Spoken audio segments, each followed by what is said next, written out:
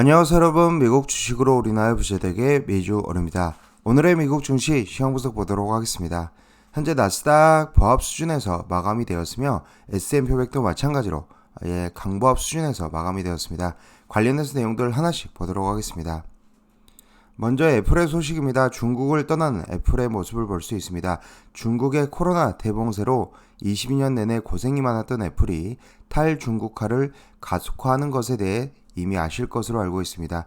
그런데 중국이 인도뿐만 아니라 베트남에서도 생산을 하려 한다는 뉴스가 나왔습니다.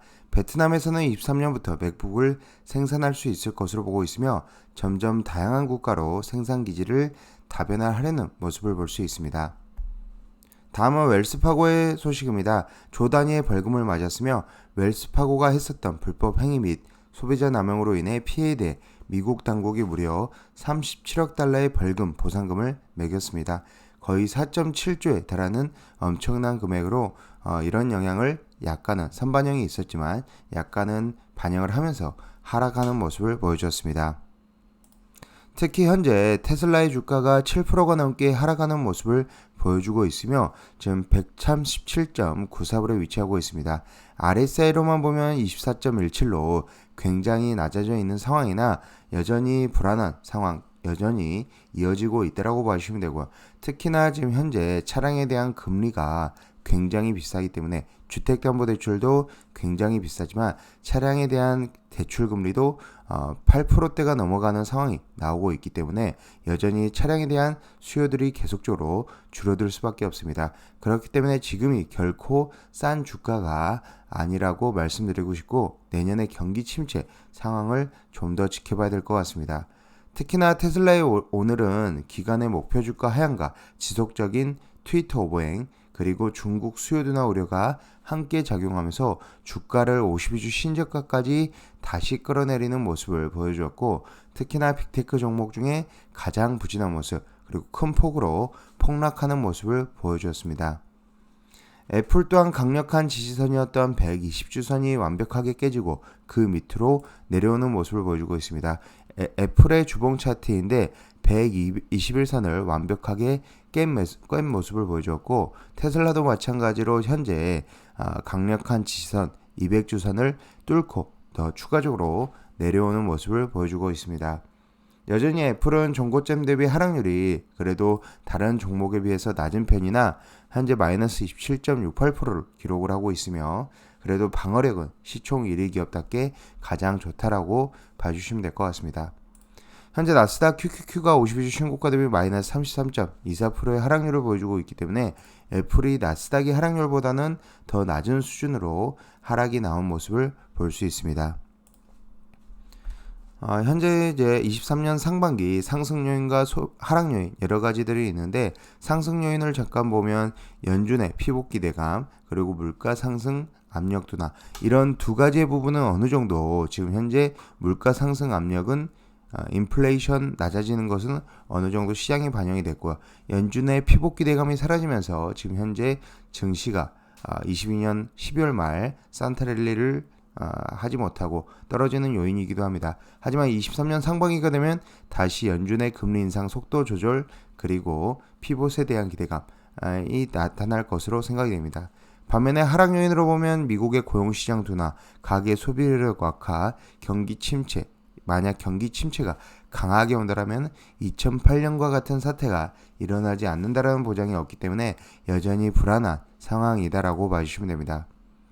특히 오늘 2년물 국채금리와 10년물 국채금리가 많이 올랐습니다. CNBC는 이날 뉴욕 시장 투자자들은 일본 중앙은행 즉 BOJ 일본은행이 정책 수정을 완화하는 정책에서 긴축 정책으로 변화하면서 이에 따라서 글로벌 국채금리가 상승하는 모습이 나타났다라고 얘기를 했습니다. 10년물 국채금리가 2.98% 상승하면서 3.69%, 2년물 국채금리는 보합 수준에서 마감이 되었으며 장기 국채금리가 경기 침체를 반영하면서 더 급등하는 모습을 보여주었습니다.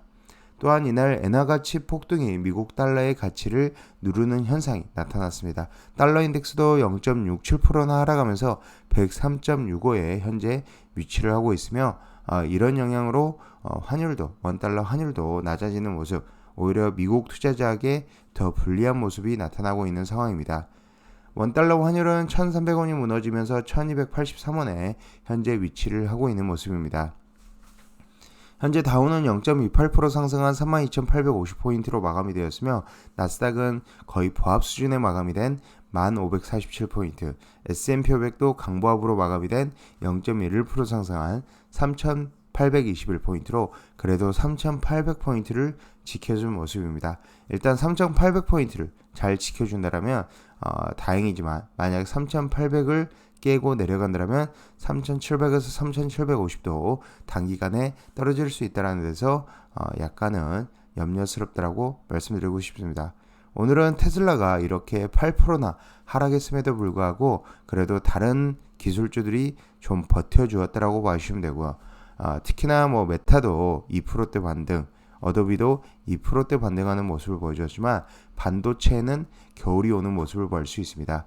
마이크론 테크놀로지 실적 발표 앞두고 2% 하락, 엔비디아 마이너스 1% 하락하는 등 반도체 지금 현재 실적이 불안하다라고 봐주시면 되고요. 특히 내년도 반등, 턴어라운드 시점이 내년 여름 이후, 가을 이후가 되지 않을까라고 보고 있습니다.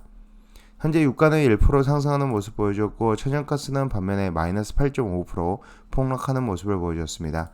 빅스는 안정적인 흐름을 보여주었는데 그나마 다행인 점은 빅스가 안정적인 모습을 보여주고 있다는 점입니다. 현재 진정으로 이제 위협 수준까지는 빅스가 올라가지 않는 모습 보여준다는 데서 다행이다라고 생각이 되고요. PN그리드 인덱스도 공포의 수준 38에 위치하고 있으며 PN그리드 인덱스 수준은 좀 더 떨어지지 않을까라고 예상하고 있습니다. S&P 500 맵을 다시 보면 정유주가 다시 올라가는 모습, 저는 유가가 약간씩은 상승한다라고 보고 있기 때문에 오히려 옥시덴탈을 사거나 엑슨모빌, 쉐브론은 지금 유가의 하락으로 인해서 많이 빠졌을 때 살 수 있는 찬스다라고 보고 있으며 쉐브론 같은 경우는 배당을 3%나 주는 가치주 기업 중 하나이다라고 봐주시면 되고요. 23년도에 에너지 관련 종목이 포트폴리오 없으신 분들은 담아가는 것도 나쁘지 않아 보입니다. 앞서서 소개드렸던 웰스파고는 1.95% 하락하였으며 QQQ 같은 경우 RSI가 38.4, CCI가 마이너스 198.95를 나타내고 있고 52주 신고가 대비 하락률은 마이너스 33.24%입니다. SPI도 마찬가지로 RSI가 39.27, CCI가 마이너스 187.62로 52주 신고가 대비 하락률은 마이너스 20.56%의 하락률을 나타내고 있습니다.